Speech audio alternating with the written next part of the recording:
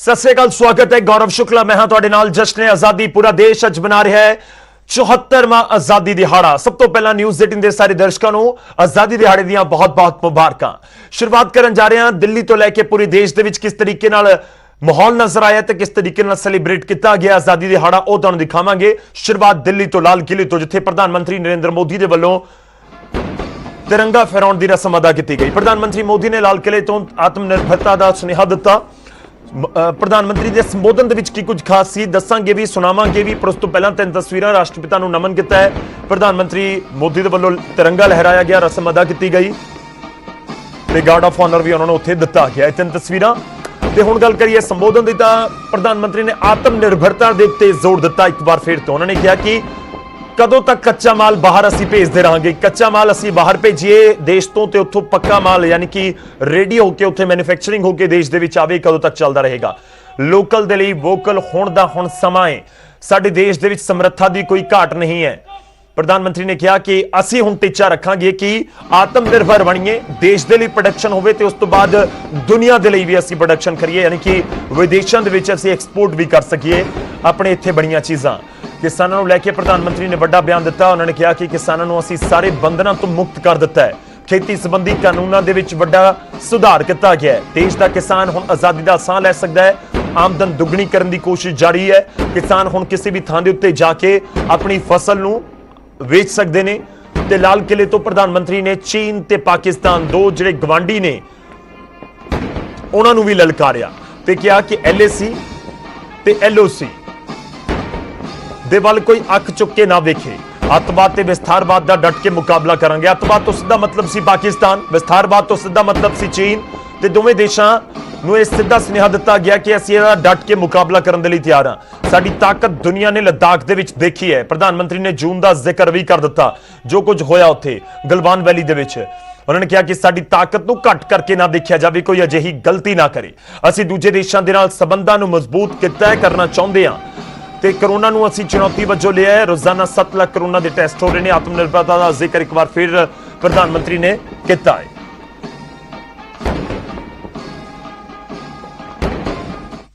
इतनी आपदाओं के बीच ही सीमा पर भी देश के सामर्थ्य को चुनौती देने के दुष्प्रयास हुए, लेकिन LOC से लेकर LAC तक देश की संप्रभुता पर जिस किसी ने आंख उठाई, देश की सेना ने, हमारे वीर जवानों ने उसका उसी की भाषा में जवाब दिया है। मैं आज मातृभूमि पर न्योछावर उन सभी वीर जवानों को लाल किले की प्राचीर से आदरपूर्वक नमन करता हूं। आतंकवाद हो या विस्तारवाद, भारत आज डटकर मुकाबला कर रहा है। आज दुनिया पर का भारत पर विश्वास और मजबूत हुआ है। पिछले दिनों संयुक्त राष्ट्र सुरक्षा परिषद के अस्थायी सदस्य के रूप में 192 में से 184, 192 में से 184 देखो सो कहोगा भारत को समर्थन मिलना, ये हमारे हर हिंदुस्तानी के लिए गर्व दिलाता है। विश्व में हमने कैसी अपनी पहुंच बनाई है, उसका यह उदाहरण है। जिस देश में N95 नहीं बनता था, बनने लगे। PPE नहीं बनता था, बनने लग गए। वेंटिलेटर नहीं बनता था, बनने लग गए। देश की आवश्यकताओं की तो पूर्ति हुई, लेकिन दुनिया में एक्सपोर्ट करने की हमारी ताकत बन गई। दुनिया की जरूरत थी आत्मनिर्भर भारत दुनिया को कैसे मदद कर सकता है, आज हम इसमें हम देख सकते हैं। और इसलिए विश्व की भलाई में भी भारत का योगदान करना यह दायित्व बनता है। और उसलिए भी हमें उसी प्रकार से बहुत हो चुका है। आजाद भारत की मानसिकता क्या होनी चाहिए? आजाद भारत की मानसिकता होनी चाहिए वोकल फॉर लोकल। हमारे जो स्थानीय उत्पाद है उसका हमने गौरवगान करना चाहिए। हम अपनी चीजों का गौरवगान नहीं करेंगे तो उसको अच्छा बनने का अवसर भी नहीं मिलेगा, उसकी हिम्मत नहीं बढ़ेगी। आइए हम मिलकर के संकल्प लें, आजादी के 75 साल के पर्व की ओर जब कदम रख रहे हैं तब वोकल फॉर लोकल का जीवन मंत्र बन जाए और हम मिलकर के भारत की उस ताकत को हम बढ़ावा दे दें। आत्मनिर्भर कृषि और आत्मनिर्भर किसान, और इसको हम कभी भी नजरअंदाज नहीं कर सकते हैं। किसान को पिछले दिनों हमने देखा है, एक के बाद एक रिफॉर्म आजादी के इतने सालों के बाद किए गए हैं। किसान को तमाम बंधनों से मुक्त करना हो, वो काम हमने कर दिया है। आप सोच नहीं सकते होंगे, हमारे देश में आप अगर साबुन बनाते हैं, हिंदुस्तान के किसी में कोने में जाके साबुन बेच सकते हैं। आप अगर कपड़ा बनाते हैं, हिंदुस्तान के किसी कोने में जाके कपड़ा बेच सकते हैं। आप चीनी बनाएं, आप चीनी बेच सकते हैं। लेकिन मेरा किसान, बहुत लोगों को पता नहीं होगा, मेरे देश का किसान जो उत्पादन करता था, न वो अपनी मर्जी से बेच सकता था, न अपनी मर्जी से जहां बेचना चाहता था वहां बेच सकता था। उसके लिए जो दायरा तय किया था वहीं बेचना पड़ता था। उस सारे बंधनों को हमने खत्म कर दिया है। अब हिंदुस्तान का किसान उस आजादी की सांस को ले पाएगा ताकि वो हिंदुस्तान के किसी में भी, दुनिया के किसी भी कोने में अपना माल बेचना चाहता है, वो अपने टर्म्स पर बेच पाएगा। ਹੁਣ ਗੱਲ ਕਰਾਂਗੇ ਪੰਜਾਬ ਦੇ ਮੁੱਖ ਮੰਤਰੀ ਕੈਪਟਨ ਅਮਰਿੰਦਰ ਸਿੰਘ ਨੇ ਮੋਹਾਲੀ ਦੇ ਵਿੱਚ ਤਿਰੰਗਾ ਲਹਿਰਾਉਣ ਦੀ ਰਸਮ ਅਦਾ ਕੀਤੀ। ਕੈਪਟਨ ਨੇ ਦੇਸ਼ ਦੇ ਸ਼ਹੀਦ ਜਵਾਨਾਂ ਨੂੰ ਯਾਦ ਕੀਤਾ, ਕਰੋਨਾ ਯੋਧਿਆਂ ਨੂੰ ਵੀ ਮੁੱਖ ਮੰਤਰੀ ਦੇ ਵੱਲੋਂ ਸਲਾਮ ਕੀਤਾ ਗਿਆ। ਉਹਨਾਂ ਨੇ ਕਿਹਾ ਕਿ ਸਾਰਿਆਂ ਦੇ ਸਹਿਯੋਗ ਦੇ ਨਾਲ ਅਸੀਂ ਕਰੋਨਾ ਦੇ ਨਾਲ ਲੜਾਈ ਲੜ ਰਹੇ ਹਾਂ। ਕੈਪਟਨ ਨੇ ਸਰਕਾਰ ਦੀਆਂ ਪ੍ਰਾਪਤੀਆਂ ਦਾ ਵੀ ਜ਼ਿਕਰ ਕੀਤਾ, ਕਿਹਾ ਕਿ ਨੌਜਵਾਨਾਂ ਨੂੰ 50,000 ਨੌਕਰੀਆਂ ਅਸੀਂ ਦਿਵਾਵਾਂਗੇ। ਪੰਜਾਬ ਦੀ ਨਵੀਂ ਸਨਅਤ ਨੀਤੀ ਜਲਦ ਆਉਣ ਜਾ ਰਹੀ ਹੈ। ਇੰਡਸਟਰੀ ਦੇ ਵਿੱਚ 63,000 ਕਰੋੜ ਦਾ ਨਿਵੇਸ਼ ਆਇਆ। ਨਿਵੇਸ਼ ਦੇ ਨਾਲ ਇੰਡਸਟਰੀ ਦੇ ਵਿੱਚ 2 ਲੱਖ ਨੌਕਰੀਆਂ ਮਿਲਣਗੀਆਂ। ਜ਼ਮੀਨ ਠੇਕੇ ਤੇ ਦੇਣ ਦੇ ਲਈ ਵੀ ਨਵਾਂ ਕਾਨੂੰਨ ਲਿਆਂਦਾ ਜਾ ਰਿਹਾ ਹੈ। ਪਿੰਡਾਂ ਦੇ ਵਿੱਚ 750 ਸਟੇਡੀਅਮ ਬਣਾਏ ਜਾਣ ਦਾ ਵੀ ਐਲਾਨ ਕੀਤਾ ਗਿਆ। ਕਰਜ਼ ਮਾਫੀ ਤੇ ਸਮਾਰਟਫੋਨ ਦਾ ਵਾਅਦਾ ਪੂਰਾ ਕਰਨ ਦਾ ਵੀ ਦਾਅਵਾ ਮੁੱਖ ਮੰਤਰੀ ਦੇ ਵੱਲੋਂ ਕੀਤਾ ਗਿਆ। ਨਾਲ ਹੀ ਦੋ ਟੁਕ ਪਾਕਿਸਤਾਨ ਤੇ ਚੀਨ ਨੂੰ ਵੀ ਇੱਕ ਵਾਰ ਫਿਰ ਤੋਂ ਮੁੱਖ ਮੰਤਰੀ ਕਹਿੰਦੇ ਨਜ਼ਰ ਆਏ। ਉਹਨਾਂ ਨੇ ਕਿਹਾ ਕਿ ਇਹ ਦੁਸ਼ਮਣ ਦੇਸ਼ ਕਦੇ ਬਾਜ਼ ਨਹੀਂ ਆ ਸਕਦੇ। ਇਹਨਾਂ ਨੂੰ ਸਬਕ ਸਿਖਾਉਣ ਦੇ ਲਈ ਭਾਰਤੀ ਫੌਜ ਸਮਰੱਥ ਹੈ। ਸਰਹੱਦ ਤੇ ਜਵਾਨ ਮੂੰਹ ਤੋੜ ਜਵਾਬ ਦੇ ਰਹੇ ਨੇ। ਕਿ ਜਦੋਂ ਤਾਈਂ ਅਸੀਂ ਪੰਜਾਬ ਦੀ ਆਰਥਿਕਤਾ ਨੂੰ ਮਜ਼ਬੂਤ ਨਹੀਂ ਕਰਾਂਗੇ, ਸਾਡੀ ਇਕਨੋਮੀ ਨੂੰ ਚਲਾਵਾਂਗੇ ਨਹੀਂ, ਉਦੋਂ ਤਾਈਂ ਅਸੀਂ ਬੈਠਣਾ ਨਹੀਂ। ਪੰਜਾਬ ਨੂੰ ਆਪਾਂ ਨੇ ਫੇਰ ਨੰਬਰ 1 ਸੂਬਾ ਬਣਾਉਣਾ ਇਸ ਸਾਲ ਵਿੱਚ। ਇਹਦੇ ਲਈ ਕਈ ਚੀਜ਼ਾਂ ਸਟੇਟ ਦੇ ਵਿੱਚ ਅਸੀਂ ਕਰਨ ਲੱਗੇ ਹਾਂ। ਇਹ 1300 ਕਿਲੋਮੀਟਰ ਸਟੇਟ ਤੇ ਨੈਸ਼ਨਲ ਹਾਈਵੇ ਅਸੀਂ ਬਣਾਉਣ ਲੱਗੇ ਹਾਂ। 12,000 ਕਰੋੜ ਲੱਗੇਗਾ, ਉਹਦਾ ਪ੍ਰਬੰਧ ਹੋ ਗਿਆ। ਅਗਲੇ 2 ਸਾਲ ਦੇ ਵਿੱਚ ਸੜਕਾਂ ਪੂਰੀਆਂ ਹੋ ਜਾਣਗੀਆਂ।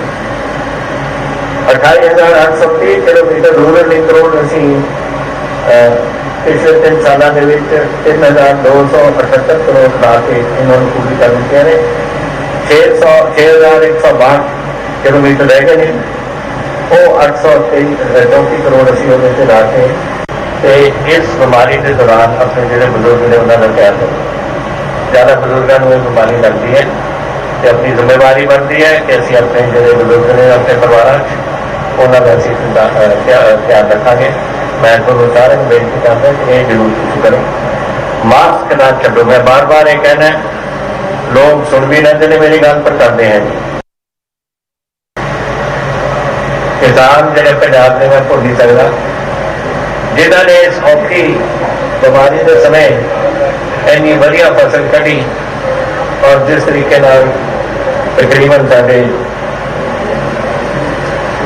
26,000 ਕਰੋੜ ਰੁਪਏ ਦੀ ਫਸਲ ਜਿਹੜੀ ਆਈ ਸਾਡੇ ਮੈਦਾਨ ਦੇ ਵਿੱਚ ਸਾਡੇ ਲੋਕਾਂ ਦੇ ਵਾਸਤੇ, ਸਾਡੇ ਪੰਜਾਬ ਲਈ, ਔਰ ਉਹਨਾਂ ਨੇ ਜਿਨ੍ਹਾਂ ਨੇ ਹਿੰਮਤ ਕੀਤੀ ਸੀ, ਔਰ ਉਹ ਹੈ ਜਿਹਨੇ ਦੇਸ਼ ਨੂੰ ਅੰਨ ਕਰਵਾਇਆ, ਸਾਡੇ ਪੰਜਾਬ ਨੂੰ ਅੰਨ ਕਰਵਾਇਆ। ਉਹਨਾਂ ਦੀ ਹਿੰਮਤ ਸੀ।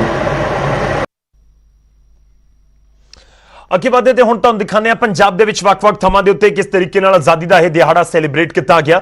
ਰੋਪੜ ਤੋਂ ਸ਼ੁਰੂਆਤ ਕਰੀਏ ਤਾਂ ਰੋਪੜ ਦੇ ਵਿੱਚ ਸਪੀਕਰ ਰਾਣਾ KP ਸਿੰਘ ਦੇ ਵੱਲੋਂ ਤਿਰੰਗਾ ਲਹਿਰਾਇਆ ਗਿਆ। ਉਹਨਾਂ ਨੇ ਤਿਰੰਗਾ ਲਹਿਰਾਉਣ ਦੀ ਉੱਥੇ ਰਸਮ ਅਦਾ ਕੀਤੀ, ਮੁਬਾਰਕਬਾਦ ਦਿੱਤੀ ਗਈ ਆਜ਼ਾਦੀ ਦਿਹਾੜੇ ਦੇ ਮੌਕੇ ਦੇ ਉੱਤੇ ਪੂਰਾ ਇਲਾਕਾ ਵਾਸੀਆਂ ਨੂੰ। ਤਾਂ ਰਾਣਾ KP ਸਿੰਘ ਹਾਲਾਂਕਿ ਸੋਸ਼ਲ ਡਿਸਟੈਂਸਿੰਗ ਹੈ, ਮੂੰਹ ਦੇ ਉੱਤੇ ਮਾਸਕ ਹੈ, ਲੋਕਾਂ ਨੇ ਆਪਸ ਦੇ ਵਿੱਚ ਦੂਰੀ ਬਣਾ ਕੇ ਰੱਖੀ ਹੈ। ਤੇ ਇਹ ਸਭ ਕੁਝ ਨਜ਼ਰ ਆ ਰਿਹਾ ਇਸ ਕਰੋਨਾ ਦੇ ਕਾਲ ਦੇ ਵਿੱਚ। ਰਾਸ਼ਟਰਗਾਨ ਦੇ ਨੂੰ ਸਲਾਮੀ ਦਿੱਤੀ ਗਈ ਤੇ ਪੰਜਾਬ ਵਾਸੀਆਂ ਨੂੰ ਆਜ਼ਾਦੀ ਦਿਹਾੜੇ ਦੀ ਮੁਬਾਰਕਬਾਦ। ਰੋਪੜ ਦੀਆਂ ਤਸਵੀਰਾਂ, ਉਸ ਤੋਂ ਬਾਅਦ ਰੁਕ ਕਰਦੇ ਹਾਂ ਬਠਿੰਡਾ ਦਾ। ਬਠਿੰਡਾ ਦੇ ਵਿੱਚ ਖਜ਼ਾਨਾ ਮੰਤਰੀ ਮਨਪ੍ਰੀਤ ਸਿੰਘ ਬਾਦਲ ਦੇ ਵੱਲੋਂ ਝੰਡਾ ਲਹਿਰਾਉਣ ਦੀ ਰਸਮ ਨਿਭਾਈ ਗਈ। ਉਹ ਵੀ ਤਸਵੀਰਾਂ ਤੁਹਾਨੂੰ ਦਿਖਾਵਾਂਗੇ। ਰਾਣਾ ਕੇਪੀ ਸਿੰਘ ਰੋਪੜ ਦੇ ਵਿੱਚ ਸਨ ਤਾਂ ਬਠਿੰਡਾ ਦੇ ਵਿੱਚ ਸੀ ਮਨਪ੍ਰੀਤ ਬਾਦਲ। ਮਨਪ੍ਰੀਤ ਬਾਦਲ ਦੇ ਵੱਲੋਂ ਬਠਿੰਡਾ ਦੇ ਵਿੱਚ ਵਧਾਈ ਦਿੱਤੀ ਗਈ ਸਾਰੇ ਦੇਸ਼ ਵਾਸੀਆਂ ਨੂੰ, ਸੂਬਾ ਵਾਸੀਆਂ ਨੂੰ ਤੇ ਝੰਡਾ ਲਹਿਰਾਉਣ ਦੀ ਰਸਮ ਅਦਾ ਹੋਈ। ਉਧਰ ਪਟਿਆਲਾ ਦਾ ਜ਼ਿਕਰ ਕਰੀਏ ਤਾਂ ਪਟਿਆਲਾ ਦੇ ਵਿੱਚ ਸਿਹਤ ਮੰਤਰੀ ਬਲਬੀਰ ਸਿੰਘ ਸਿੱਧੂ, ਉਹਨਾਂ ਦੇ ਵੱਲੋਂ ਤਿਰੰਗਾ ਲਹਿਰਾਇਆ ਗਿਆ। ਸਿਹਤ ਮੰਤਰੀ ਨੇ ਪੰਜਾਬ ਦੇ ਕਰੋਨਾ ਦੇ ਇਸ ਕਾਲ ਦੇ ਵਿੱਚ ਉਹਨਾਂ ਨੇ ਵੀ ਕਰੋਨਾ ਯੋਧਿਆਂ ਨੂੰ ਯਾਦ ਕੀਤਾ ਕਿ ਅੱਜ ਸਮਾਜ ਦੇ ਲਈ, ਦੇਸ਼ ਦੇ ਲਈ, ਪੰਜਾਬ ਦੇ ਲਈ ਕਰੋਨਾ ਯੋਧੇ ਫਰੰਟ ਲਾਈਨਰਸ ਲਾਜ਼ਮੀ ਤੌਰ ਤੇ ਵੱਡਾ ਕੰਮ ਕਰ ਰਹੇ ਨੇ। ਗੁਰਦਾਸਪੁਰ ਚ ਤ੍ਰਿਪਤ ਰਜਿੰਦਰ ਸਿੰਘ ਬਾਜਵਾ ਝੰਡਾ ਲਹਿਰਾਉਣ ਦੀ ਰਸਮ ਅਦਾ ਕਰਦੇ ਨਜ਼ਰ ਆਏ। ਪੰਜਾਬ ਵਾਸੀਆਂ ਨੂੰ ਉਹਨਾਂ ਨੇ ਵੀ ਮੁਬਾਰਕਬਾਦ ਦਿੱਤੀ। ਤੇ ਉਸ ਤੋਂ ਬਾਅਦ ਬਰਨਾਲਾ ਦੇ ਵਿੱਚ ਕੈਬਨਿਟ ਮੰਤਰੀ ਰਜ਼ੀਆ ਸੁਲਤਾਨਾ ਦੇ ਵੱਲੋਂ ਝੰਡਾ ਲਹਿਰਾਇਆ ਗਿਆ। ਪੰਜਾਬ ਭਰ ਦੇ ਵਿੱਚ ਜਸ਼ਨ ਆਜ਼ਾਦੀ ਦੀਆਂ ਤਸਵੀਰਾਂ ਇਹ ਦਿਖਾ ਰਹੇ ਹਾਂ ਅਸੀਂ ਤੁਹਾਨੂੰ। ਵੱਖ-ਵੱਖ ਥਾਵਾਂ ਦੇ ਉੱਤੇ ਸਰਕਾਰ ਦੇ ਮੰਤਰੀ ਝੰਡਾ ਲਹਿਰਾਉਣ ਦੀ ਰਸਮ ਅਦਾ ਕਰਦੇ ਨਜ਼ਰ ਆਏ। ਗੁਰਦਾਸਪੁਰ ਦੇ ਵਿੱਚ ਤੁਹਾਨੂੰ ਦਿਖਾਇਆ ਤੇ ਬਰਨਾਲਾ ਦੀਆਂ ਇਹ ਤਸਵੀਰਾਂ ਰਜ਼ੀਆ ਸੁਲਤਾਨਾ ਹੋਰਾਂ ਦੇ ਵੱਲੋਂ ਜੋ ਝੰਡਾ ਲਹਿਰਾਉਣ ਦੀ ਰਸਮ ਅਦਾ ਕੀਤੀ ਗਈ। ਅੱਗੇ ਤਸਵੀਰਾਂ ਦਿਖਾਵਾਂਗੇ ਤੁਹਾਨੂੰ ਲੁਧਿਆਣਾ ਦੀਆਂ। ਲੁਧਿਆਣਾ ਦੇ ਵਿੱਚ ਫੂਡ ਸਪਲਾਈ ਮੰਤਰੀ ਭਾਰਤ ਭੂਸ਼ਣ ਆਸ਼ੂ ਦੇ ਵੱਲੋਂ ਤਿਰੰਗਾ ਲਹਿਰਾਇਆ ਗਿਆ। ਤਿਰੰਗਾ ਲਹਿਰਾਉਣ ਦੀ ਉਹਨਾਂ ਨੇ ਰਸਮ ਅਦਾ ਕੀਤੀ। ਜਸ਼ਨ ਆਜ਼ਾਦੀ ਦੀਆਂ ਤਸਵੀਰਾਂ ਲੁਧਿਆਣਾ ਤੋਂ ਵੀ ਦੇਖੋ। ਪੰਜਾਬ ਭਰ ਦੇ ਵਿੱਚ ਜਸ਼ਨ ਦਾ ਮਾਹੌਲ ਹੈ ਤਾਂ ਜਸ਼ਨ ਆਜ਼ਾਦੀ ਦੀਆਂ ਇਹ ਤਸਵੀਰਾਂ ਵਧਾਈ ਦਿੱਤੀ ਗਈ। ਫੂਡ ਪ੍ਰੋਸੈਸਿੰਗ ਮੰਤਰੀ ਪੰਜਾਬ ਦੇ ਭਾਰਤ ਭੂਸ਼ਣ ਆਸ਼ੂ ਉਹਨਾਂ ਦੇ ਵੱਲੋਂ ਤੇ ਝੰਡਾ ਲਹਿਰਾਉਣ ਦੀ ਰਸਮ ਉਹਨਾਂ ਨੇ ਅਦਾ ਕੀਤੀ। ਉਸ ਤੋਂ ਬਾਅਦ ਅੱਗੇ ਵਧਦੇ ਹਾਂ ਹੁਸ਼ਿਆਰਪੁਰ ਦੇ ਵਿੱਚ ਉਦਯੋਗ ਮੰਤਰੀ ਸ਼ਾਮ ਸੁੰਦਰ ਅਰੋੜਾ ਦੇ ਵੱਲੋਂ ਤਿਰੰਗਾ ਲਹਿਰਾਉਣ ਦੀ ਰਸਮ ਅਦਾ ਕੀਤੀ ਗਈ। ਉਹ ਵੀ ਤਸਵੀਰਾਂ ਤੁਹਾਡੇ ਸਾਹਮਣੇ। ਉੱਥੇ ਪਹੁੰਚੇ ਹੋਏ ਸਨ, ਹਾਲਾਂਕਿ ਸੋਸ਼ਲ ਡਿਸਟੈਂਸਿੰਗ ਦਾ ਧਿਆਨ ਰੱਖਿਆ ਜਾ ਰਿਹਾ ਸੀ। ਸੋਸ਼ਲ ਡਿਸਟੈਂਸਿੰਗ, ਮੂੰਹ ਦੇ ਉੱਤੇ ਮਾਸਕ ਸਭ ਨੇ ਲਗਾਇਆ। ਇਹ ਕਰੋਨਾ ਦਾ ਕਾਲ ਹੈ, ਇਹ ਜ਼ਰੂਰੀ ਵੀ ਹੈ, ਹਰ ਪਾਸੇ ਹੋਣਾ ਜ਼ਰੂਰੀ ਸੀ। ਉਹਨਾਂ ਦੇ ਵੱਲੋਂ ਝੰਡਾ ਲਹਿਰਾਉਣ ਦੀ ਰਸਮ ਅਦਾ ਕੀਤੀ ਗਈ।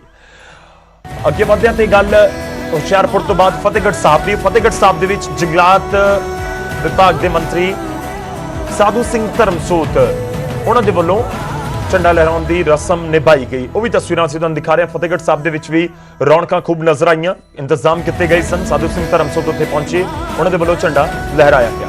ਮਾਨਸਾ ਦੇ ਵਿੱਚ ਕੈਬਨਿਟ ਮੰਤਰੀ ਗੁਰਪ੍ਰੀਤ ਸਿੰਘ ਕਾਂਗੜ ਨੇ ਝੰਡਾ ਲਹਿਰਾਉਣ ਦੀ ਰਸਮ ਅਦਾ ਕੀਤੀ ਅਤੇ ਪੁਲਿਸ ਦੀ ਟੁਕੜੀ ਤੋਂ ਸਲਾਮੀ ਵੀ ਉਹਨਾਂ ਦੇ ਵੱਲੋਂ ਲਈ ਗਈ। ਇਹ ਰਵਾਇਤ ਹੈ, ਉਸ ਤਰੀਕੇ ਦੇ ਨਾਲ ਹੀ ਇਹ ਤਸਵੀਰਾਂ ਅਸੀਂ ਤੁਹਾਨੂੰ ਦਿਖਾ ਰਹੇ ਮਾਨਸਾ ਦੀਆਂ, ਜਿੱਥੇ ਗੁਰਪ੍ਰੀਤ ਕਾਂਗੜ ਹੋਰਾਂ ਦੇ ਵੱਲੋਂ ਸਲਾਮੀ ਲਈ। ਉਧਰ ਨਵਾਂ ਸ਼ਹਿਰ ਦੇ ਵਿੱਚ ਕੈਬਨਿਟ ਮੰਤਰੀ ਚਰਨਜੀਤ ਸਿੰਘ ਚੰਨੀ ਪਹੁੰਚੇ ਹੋਏ ਸਨ। ਨਵਾਂ ਸ਼ਹਿਰ ਦੇ ਵਿੱਚ ਜਿੱਥੇ ਉਹਨਾਂ ਨੇ ਝੰਡਾ ਲਹਿਰਾਇਆ ਤੇ ਝੰਡਾ ਲਹਿਰਾਉਣ ਦੀ ਰਸਮ ਅਦਾ ਕੀਤੀ।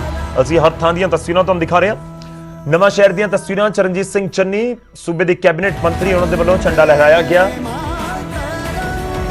ਤੇ ਸੂਬਾ ਵਾਸੀਆਂ ਨੂੰ 74ਵੇਂ ਆਜ਼ਾਦੀ ਦਿਹਾੜੇ ਦੀਆਂ ਮੁਬਾਰਕਾਂ ਦਿੱਤੀਆਂ ਗਈਆਂ। ਅੰਮ੍ਰਿਤਸਰ ਦਾ ਜ਼ਿਕਰ ਕਰੀਏ ਤਾਂ ਅੰਮ੍ਰਿਤਸਰ ਦੇ ਵਿੱਚ ਕੈਬਨਿਟ ਮੰਤਰੀ ਓਪੀ ਸੋਨੀ ਦੇ ਵੱਲੋਂ ਤਿਰੰਗਾ ਲਹਿਰਾਇਆ ਗਿਆ। ਸੋਸ਼ਲ ਡਿਸਟੈਂਸਿੰਗ ਦਾ ਖਿਆਲ ਹਰ ਪਾਸੇ ਰੱਖਿਆ ਗਿਆ ਤੇ ਓਪੀ ਸੋਨੀ ਅੰਮ੍ਰਿਤਸਰ ਦੇ ਵਿੱਚ ਸਨ। ਇਹ ਵੀ ਖਾਸ ਜੋ ਦੇਖਣ ਨੂੰ ਅੱਜ ਮਿਲਿਆ ਕਿ ਆਮ ਤੌਰ ਤੇ ਕਈ ਵਾਰ ਕੋਈ ਮਾਝੇ ਦਾ ਮੰਤਰੀ ਮਾਲਵੇ 'ਚ ਹੁੰਦਾ, ਕੋਈ ਮਾਲਵੇ ਦਾ ਮੰਤਰੀ ਦੁਆਬੇ ਦੇ ਵਿੱਚ ਹੁੰਦਾ, ਆਮ ਤੌਰ ਤੇ ਇਸ ਤਰੀਕੇ ਨਾਲ ਹੁੰਦਾ। ਪਰ ਇਸ ਵਾਰ ਕਰੋਨਾ ਦੇ ਇਸ ਕਾਲ ਦੇ ਵਿੱਚ ਇਸ ਦਾ ਧਿਆਨ ਰੱਖਿਆ ਗਿਆ ਕਿ ਲੋਕਲ ਥਾਵਾਂ ਦੇ ਉੱਤੇ ਹੀ ਮੰਤਰੀ ਪਹੁੰਚਣ। ਜਿਵੇਂ ਓਪੀ ਸੋਨੀ ਅੰਮ੍ਰਿਤਸਰ ਦੇ ਵਿੱਚ ਸੀ, ਫਤਿਹਗੜ੍ਹ ਸਾਹਿਬ ਦੇ ਵਿੱਚ ਜਿਹੜੇ ਨਾਭਾ ਤੋਂ ਵਿਧਾਇਕ ਨੇ ਉਹ ਪਹੁੰਚੇ ਹੋਏ ਸਨ। ਬੇਸ਼ੱਕ ਉਹ ਪਟਿਆਲਾ ਜ਼ਿਲ੍ਹਾ ਪੈਂਦਾ ਪਰ ਬਿਲਕੁਲ ਨੇੜੇ ਤੁਸੀਂ ਕਹਿ ਸਕਦੇ ਹੋ। ਮੁੱਖ ਮੰਤਰੀ ਖੁਦ ਮੋਹਾਲੀ ਦੇ ਵਿੱਚ ਸੀ ਤੇ ਇਸੇ ਤਰ੍ਹਾਂ ਭਾਰਤ ਭੂਸ਼ਣ ਆਸ਼ੂ ਲੁਧਿਆਣਾ ਦੇ ਵਿੱਚ ਹੀ, ਬਠਿੰਡਾ ਦੇ ਵਿੱਚ ਮਨਪ੍ਰੀਤ ਬਾਦਲ ਨੇ ਹੀ ਝੰਡਾ ਫਹਿਰਾਇਆ। ਤੇ ਅੰਮ੍ਰਿਤਸਰ ਦੀਆਂ ਤਸਵੀਰਾਂ ਦਿਖਾ ਰਹੇ ਹਾਂ, ਤਰਨਤਾਰਨ ਦੀਆਂ ਤਸਵੀਰਾਂ ਦਿਖਾਉਂਦੇ ਹਾਂ। ਸੁਖਬਿੰਦਰ ਸਿੰਘ ਸੁਖ ਸਰਕਾਰੀਆ ਕੈਬਨਿਟ ਮੰਤਰੀ, ਉਹਨਾਂ ਦੇ ਵੱਲੋਂ ਝੰਡਾ ਲਹਿਰਾਉਣ ਦੀ ਰਸਮ ਉੱਥੇ ਅਦਾ ਕੀਤੀ ਗਈ। ਸੁਖਬਿੰਦਰ ਸਿੰਘ ਸੁਖ ਸਰਕਾਰੀਆ ਉਹਨਾਂ ਨੇ ਸੂਬਾ ਵਾਸੀਆਂ ਨੂੰ ਮੁਬਾਰਕਬਾਦ ਵੀ ਦਿੱਤੀ ਇਸ ਦਿਹਾੜੇ ਦੀ। ਅੱਗੇ ਵਧਦੇ ਹਾਂ ਤੇ ਗੱਲ ਪੰਜਾਬ ਕਾਂਗਰਸ ਦੇ ਪ੍ਰਧਾਨ ਸੁਨੀਲ ਜਾਖੜ ਦੀ। ਉਹ ਚੰਡੀਗੜ੍ਹ ਦੇ ਵਿੱਚ ਮੌਜੂਦ ਸਨ। ਉਹਨਾਂ ਨੇ ਕਾਂਗਰਸ ਭਵਨ ਦੇ ਵਿੱਚ ਤਿਰੰਗਾ ਝੰਡਾ ਲਹਿਰਾਇਆ ਅਤੇ ਦੇਸ਼ ਦੇ ਲਈ ਕੁਰਬਾਨ ਹੋਣ ਵਾਲੇ ਯੋਧਿਆਂ ਨੂੰ ਯਾਦ ਕੀਤਾ ਗਿਆ, ਉਹਨਾਂ ਦੀ ਕੁਰਬਾਨੀ ਨੂੰ ਯਾਦ ਕੀਤਾ ਗਿਆ। ਦੇਸ਼ ਵਾਸੀਆਂ ਨੂੰ ਮੁਬਾਰਕਬਾਦ ਦਿੱਤੀ ਗਈ ਸੁਨੀਲ ਜਾਖੜ ਹੋਰਾਂ ਦੇ ਵੱਲੋਂ ਵੀ। ਇਹ ਵੱਖ-ਵੱਖ ਥਾਵਾਂ ਤੇ ਕਿਸ ਤਰੀਕੇ ਦੇ ਨਾਲ ਸੈਲੀਬ੍ਰੇਟ ਕੀਤਾ ਗਿਆ ਉਹ ਤੁਹਾਨੂੰ ਦਿਖਾਇਆ ਹੈ। ਹੁਣ ਗੱਲ ਕਰਾਂਗੇ ਉਹਨਾਂ ਦੀ ਜੋ ਦੇਸ਼ ਦੇ ਉੱਤੇ ਦੇਸ਼ ਦੀਆਂ ਸਰਹੱਦਾਂ ਦੀ ਰਾਖੀ ਕਰ ਰਹੇ ਨੇ। ਜੀ ਹਾਂ, ਜਵਾਨਾਂ ਦੀ। ਇੰਡੋ ਤਿਬੇਤੀਅਨ ਬਾਰਡਰ ਦੇ ਉੱਤੇ ਵੀ ਤਿਰੰਗਾ ਲਹਿਰਾਇਆ ਗਿਆ ਤੇ ਉਹ ਵੀ ਤਸਵੀਰਾਂ ਅਸੀਂ ਤੁਹਾਨੂੰ ਦਿਖਾਵਾਂਗੇ। ਜੀ ਹਾਂ, ਜਸ਼ਨ ਦਾ ਮਾਹੌਲ ਹੈ। ਸਰਹੱਦਾਂ ਦੇ ਉੱਤੇ ਵੀ ਸ਼ਹਿਰਾਂ ਦੇ ਵਿੱਚ ਵੀ ਪਿੰਡਾਂ ਦੇ ਵਿੱਚ ਵੀ ਇੰਡੋ ਤਿੱਬਤ ਬਾਰਡਰ ਦੇ ਉੱਤੇ ਵੀ ਤਿਰੰਗਾ ਲਹਿਰਾਇਆ ਗਿਆ ਤੇ ਉੱਥੇ ਕਿਸ ਤਰੀਕੇ ਦੇ ਨਾਲ ਜਿਹੜੇ ਜਵਾਨ ਨੇ ਉਹਨਾਂ ਦੇ ਵੱਲੋਂ ਸੈਲੀਬ੍ਰੇਟ, ਉਹਨਾਂ ਦੀ ਟੁਕੜੀ ਤੁਹਾਨੂੰ ਨਜ਼ਰ ਆ ਰਹੀ ਹੋਵੇਗੀ। ਇਹ ਤਾਂ ਬਹੁਤ ਖਾਸ ਤਸਵੀਰਾਂ ਪੂਰੇ ਦੇਸ਼ ਦੇ ਲਈ, ਕਿਉਂਕਿ ਇਹਨਾਂ ਜਵਾਨਾਂ ਦੀ ਬਦੌਲਤ ਹੀ ਅਸੀਂ ਜਿਹੜਾ ਨਿਸ਼ਚਿਤ ਹੋ ਕੇ ਆਪਣੇ ਸ਼ਹਿਰਾਂ ਦੇ ਵਿੱਚ, ਆਪਣੇ ਘਰਾਂ ਦੇ ਵਿੱਚ ਰਹਿੰਦੇ ਆ ਤੇ ਇਹਨਾਂ ਦੇ ਵੱਲੋਂ ਸਰਹੱਦਾਂ ਦੀ ਰਾਖੀ ਕੀਤੀ ਜਾ ਰਹੀ ਹੈ ਤੇ ਉੱਥੇ ਜਸ਼ਨ ਵੀ ਆਜ਼ਾਦੀ ਦਿਹਾੜੇ ਦਾ ਮਨਾਇਆ ਜਾ ਰਿਹਾ।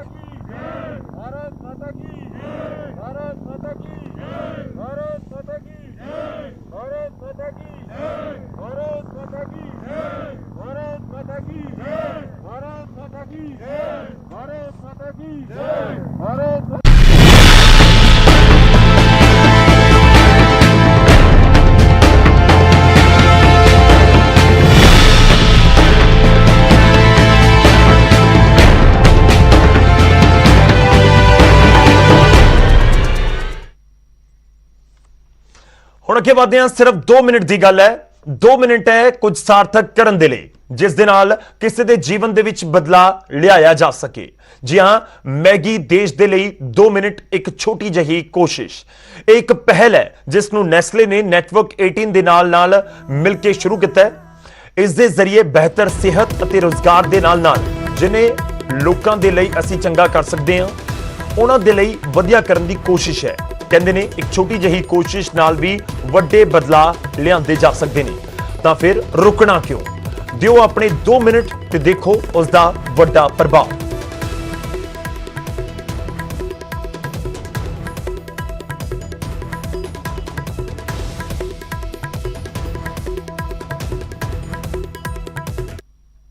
ਇੱਥੇ ਰੁਕ ਰਹੇ ਇੱਕ ਛੋਟੇ ਜਿਹੇ ਬ੍ਰੇਕ ਦੇ ਲਈ, ਫੌਰਨ ਹਾਜ਼ਰ ਹੋਵਾਂਗੇ।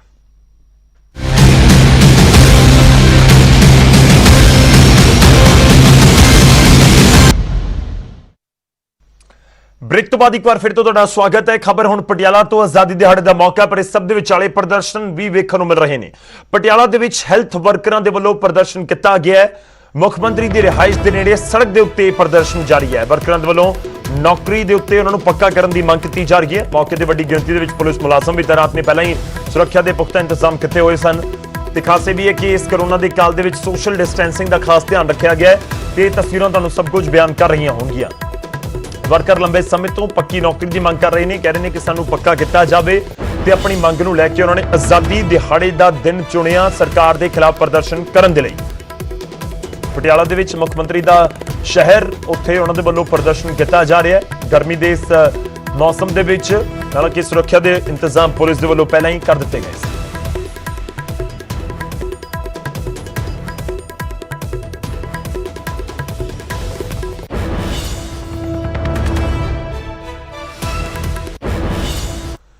ਖਬਰ ਸੰਗਰੂਰ ਤੋਂ ਲਵਾਂਗੇ। ਆਜ਼ਾਦੀ ਦਿਹਾੜੇ ਦੇ ਉੱਤੇ ਸੜਕਾਂ ਤੇ ਪੇਰੈਂਟਸ ਵੀ ਉਤਰੇ ਨੇ। ਜੀ ਮਾਪਿਆਂ ਦੇ ਵੱਲੋਂ ਵੀ ਪ੍ਰਦਰਸ਼ਨ ਕੀਤਾ ਗਿਆ। ਸੰਗਰੂਰ ਦੇ ਵਿੱਚ ਸਿੱਖਿਆ ਮੰਤਰੀ ਦੇ ਖਿਲਾਫ ਉਹਨਾਂ ਨੇ ਪ੍ਰਦਰਸ਼ਨ ਕੀਤਾ। ਪ੍ਰਾਈਵੇਟ ਸਕੂਲਾਂ ਦੇ ਬੱਚਿਆਂ ਦੇ ਮਾਪਿਆਂ ਦੇ ਵੱਲੋਂ ਹੀ ਪ੍ਰਦਰਸ਼ਨ ਕੀਤਾ ਜਾ ਰਿਹਾ ਹੈ। ਪ੍ਰਾਈਵੇਟ ਸਕੂਲ ਸਾਨੂੰ ਲੁੱਟ ਰਹੇ ਨੇ, ਸਾਡੀ ਲੁੱਟ ਜਾਰੀ ਹੈ ਤੇ ਸਰਕਾਰ ਸਾਰ ਨਹੀਂ ਲੈ ਰਹੀ।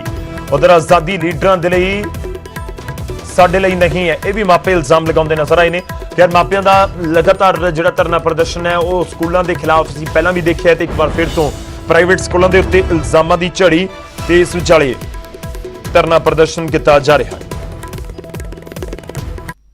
ਇੱਥੇ ਅਸੀਂ ਸੰਘਰਸ਼ ਜਿਹੜੀ ਸਾਡੀ ਕਮੇਟੀ ਹੈ, ਅਸੀਂ ਸਾਰੇ ਆਏ ਆ ਇਕੱਠੇ ਹੋ ਕੇ ਇਹ ਸਿੱਖਿਆ ਮੰਤਰੀ ਨੂੰ ਅਸੀਂ ਦੱਸ ਦੇਣਾ ਚਾਹੁੰਦੇ ਆ ਵੀ ਜਿਹੜਾ ਨਿੱਜੀ ਸਕੂਲ ਮਾਫੀਆ ਨਾਲ ਜਿਹੜਾ ਤਾਂ ਗਠਬੰਧਨ ਕਰਿਆ ਹੋਇਆ ਹੈ, ਮਾਪਿਆਂ ਦੀ ਲੁੱਟ ਕਰਾ ਰਹੇ ਹੈ, ਇਸ ਦਾ ਜਵਾਬ ਤੈਨੂੰ ਆਉਣ ਵਾਲੇ ਸਮੇਂ ਵਿੱਚ ਦੇਣਾ ਪਊ। ਹੁਣ ਖਬਰ ਸੰਗਰੂਰ ਤੋਂ, ਜਿੱਥੇ ਪੰਜਾਬ ਤੋਂ ਆਏ 10ਵੀਂ ਓਪਨ ਦੇ ਵਿਦਿਆਰਥੀਆਂ ਦੇ ਵੱਲੋਂ ਸਿੱਖਿਆ ਮੰਤਰੀ ਵਿਜੇਂਦਰ ਸਿੰਗਲਾ ਦੇ ਘਰ ਦੇ ਬਾਹਰ ਧਰਨਾ ਦਿੱਤਾ ਗਿਆ। ਵਿਦਿਆਰਥੀਆਂ ਦੇ ਨਾਲ ਆਮ ਆਦਮੀ ਪਾਰਟੀ ਦੇ ਵਿਧਾਇਕ ਬਲਜਿੰਦਰ ਕੌਰ ਵੀ ਧਰਨੇ ਉੱਤੇ ਬੈਠੇ ਰਹੇ। ਵਿਦਿਆਰਥੀ ਨਤੀਜਾ ਐਲਾਨਣ ਦੀ ਮੰਗ ਕਰ ਰਹੇ ਨੇ।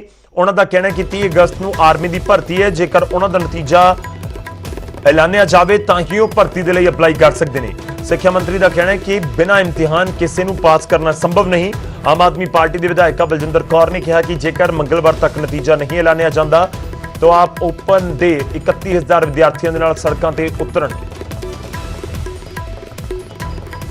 11 ਵਜੇ ਤੋਂ ਧਰਨਾ ਜਿਹੜਾ ਸਾਡਾ ਲਗਾਤਾਰ ਜਾਰੀ ਸੀਗਾ। ਮੈਂ ਪਹਿਲਾਂ ਵੀ ਗੱਲ ਕਲੀਅਰ ਕੀਤੀ ਕਿ ਸਾਡਾ ਜਿਹੜਾ ਸਮਰਥਨ ਇਹਨਾਂ ਸਟੂਡੈਂਟਸ ਦੇ ਨਾਲ ਆ।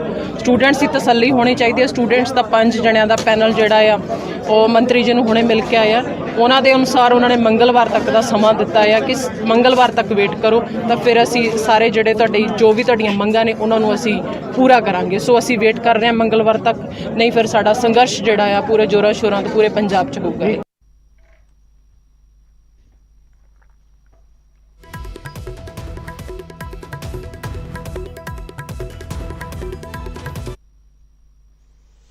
ਤੇ ਫਿਲਹਾਲ ਬਿਲਾਓ ਚਲੇ ਤੁਹਾਡੇ ਤੋਂ ਇਜਾਜ਼ਤ ਲੈਣ ਦਾ। ਤੁਸੀਂ ਬਣੇ ਰਹੋ ਨਿਊਜ਼ 18 ਪੰਜਾਬ ਹਰਿਆਣਾ ਹਿਮਾਚਲ ਦੇ ਨਾਲ।